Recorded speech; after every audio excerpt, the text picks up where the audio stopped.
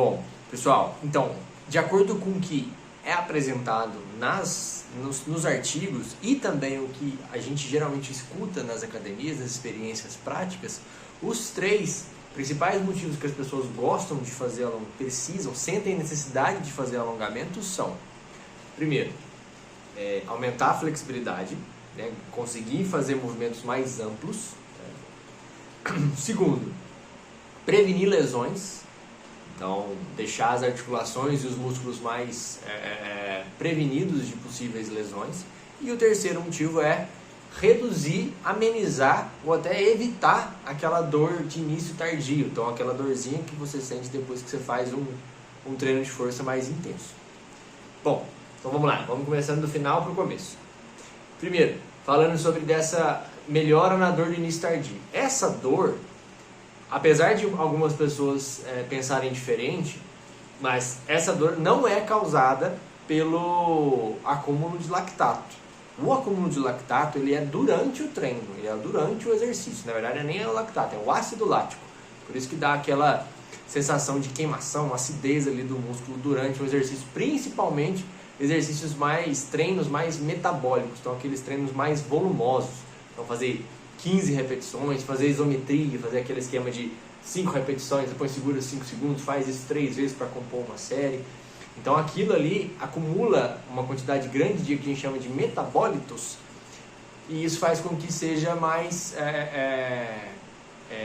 volumoso, gerando então esse aumento da acidose no músculo, tá? Bom, mas o que eu estou dizendo é que essa dor de início tardio não é por conta desse aumento da acidose, tá? Ela é causada principalmente pelas microlesões que são causadas pelo treinamento, tanto pelas microlesões localizadas ali no músculo que foi treinado, e também pela CK, né, que é uma enzima que chama creatinoquinase, que é uma enzima que é correspondente ali à quantidade de inflamação que a gente está naquele momento.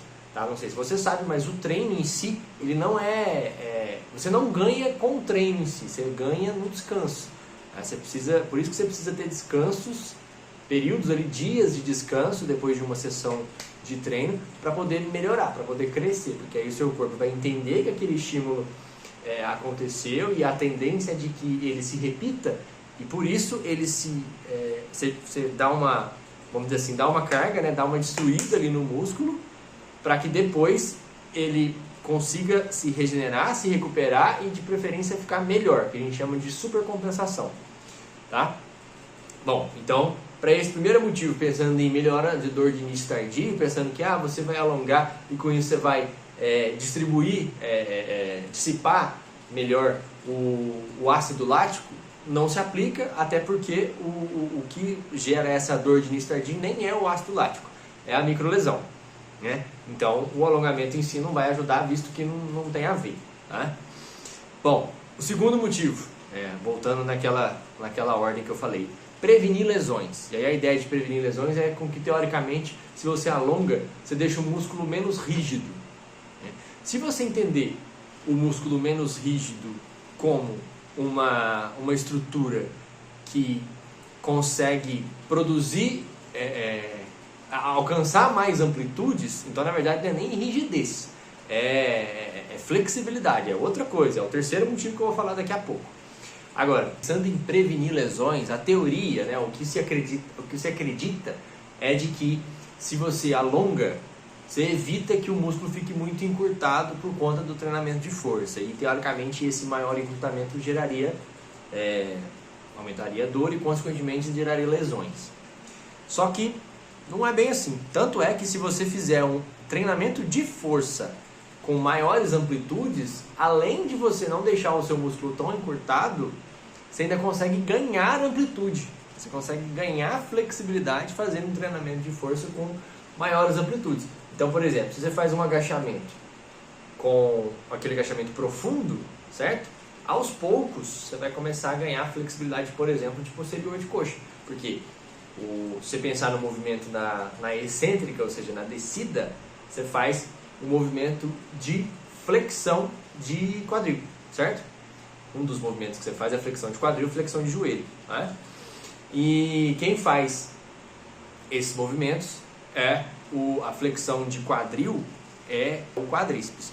Só que na hora que você sobe, você faz uma extensão de quadril, certo? E quem faz esse movimento os glúteos, são os glúteos, e também os posteriores da coxa, ou também chamado de isquiotibiais. Então, quando você começa a fazer movimentos mais amplos, você consegue aos poucos ir ganhando flexibilidade. As suas articulações conseguem alcançar maiores amplitudes de movimento, tá?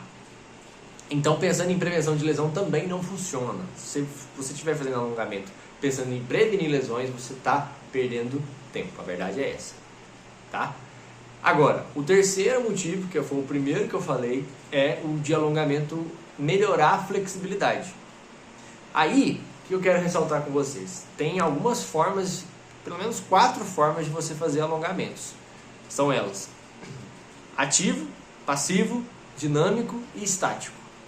Quando você pensa em dinâmico e estático, o nome já diz se tem ou não movimento, tá? Então, se eu pegar o meu braço aqui, colocar na parede aqui e segurar, isso aqui vai ser um alongamento estático, porque eu não estou realizando nenhum movimento aparente. Agora, se eu pegar meus braços e começar a abrir e fechar aqui, ó, eu estou fazendo um alongamento dinâmico, tá? E aí, alongamento ativo e passivo. O alongamento ativo é quando o músculo antagonista, ou seja, o músculo contrário àquele músculo que está sendo alongado, é o agente responsável por fazer aquela ação, tá? Então, vamos pensar, por exemplo, em eu quero alongar meu peitoral, então o peitoral está aqui, então eu preciso, para alongá-lo, fazer uma contração dos músculos lá da dorsal, da região dorsal, os músculos dorsais, né? Então fazer esse movimento aqui, quem está fazendo esse movimento aqui são os meus músculos. Agora, se tivesse uma pessoa puxando o meu braço aqui para me alongar, aí não seria os meus músculos antagonistas ao peitoral que estão fazendo essa contração, estão fazendo esse movimento, e sim esse agente externo. Então aí seria um alongamento passivo, tá? E por que eu estou explicando tudo isso para vocês? Quando a gente pensa, de acordo com o que a literatura traz, vou deixar artigos aí para vocês terem de referência. Quando a gente pensa em alongamentos estáticos, ou seja, aquele sem movimento, não só você pode não ter ganhos de flexibilidade, como você pode ter, inclusive, reduções na produção de força, principalmente se você fizer antes do treino de força, tá? Tem até uma referência que eu vou deixar aí, que tá, se você fizer de 30 a 60 minutos, tudo bem que é muita coisa, mas se você fizer de 30 a 60 minutos de alongamento estático, você pode perder em torno de 22% da sua produção de força. Então, se alguém chegou para você e falou, não fica alongando parado não antes de fazer força, que corre o risco de você não conseguir produzir a mesma força, pegar o mesmo peso que você pegava, isso é verdade, tá? E se você fizer isso, até se você fizer menos de 30 minutos, você pode perder em torno de 8% de força, tá? Então, 8% é pouca coisa. Poxa, mas se você não fizer o alongamento estático, você vai conseguir manter ou até melhorar a sua produção de força. Então, para que fazer? E pensando em ganho de flexibilidade, tudo bem, o alongamento estático, sim, pode ter ganho de flexibilidade. Porém, se você faz o alongamento dinâmico, você consegue ter ganhos também, e além do ganho de flexibilidade, você também pode ganhar força. Como eu falei mais cedo, se você fizer o treino de força, pensa lá no supino, fizer o treino de força com grandes amplitudes, pega lá 2 halteres, vai até lá embaixo e volta. Você vai conseguir, junto com a produção de força, contraindo a musculatura do peitoral, do deltoide e do tríceps, você também ganhando amplitude aqui, você vai ganhar força e também ganhar flexibilidade. Então, pessoal, se você gosta de alongar, você sente que se você não alongar não é a mesma coisa, o treino fica comprometido, fica faltando alguma coisa, faça alongamentos dinâmicos, ou seja, com o movimento e antes da musculação, antes da força, porque inclusive ela pode te ajudar a produzir mais força, tá? Deixa o alongamento estático para lá, não precisa fazer, tá? Até porque não é legal, é chato fazer, ficar sempre na mesma posição, fazendo ali 20, 30 segundos, e não precisa, tá? Então essa é a mensagem final para vocês levarem para casa. Se vocês estiverem pensando em prevenção de lesão e em melhora na dor ou diminuir a dor de início tardio gerada pelo treinamento de força, o alongamento não funciona. E se você quer ganhar flexibilidade, o alongamento funciona sim, mas dê preferência para o alongamento dinâmico, de preferência fazendo antes do treinamento de força. Beleza? É isso. Valeu!